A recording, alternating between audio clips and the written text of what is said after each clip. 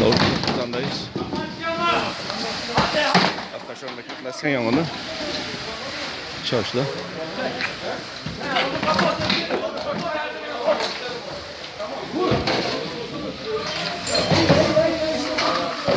Çavuşum. Şese bir bilgi ver.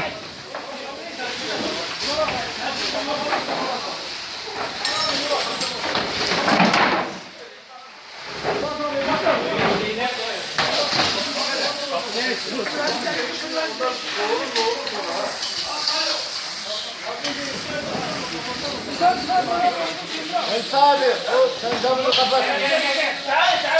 Kimse kalmasın içeride.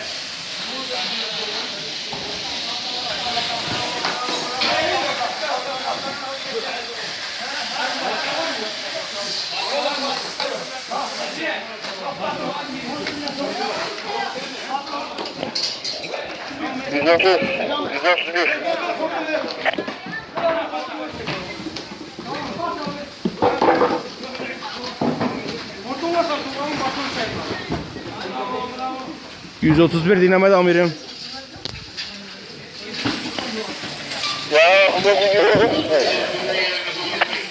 Amirim şu anda yangın kontrol altımızda, çalışmalara devam ediyoruz.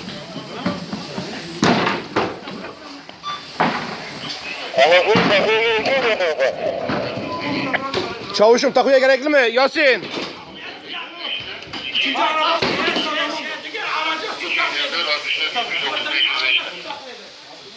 Gelsin araba gelsin mi? Su takviyesi. Ha. Orada iki araç var, yeterli mi? Yasin Çavuş.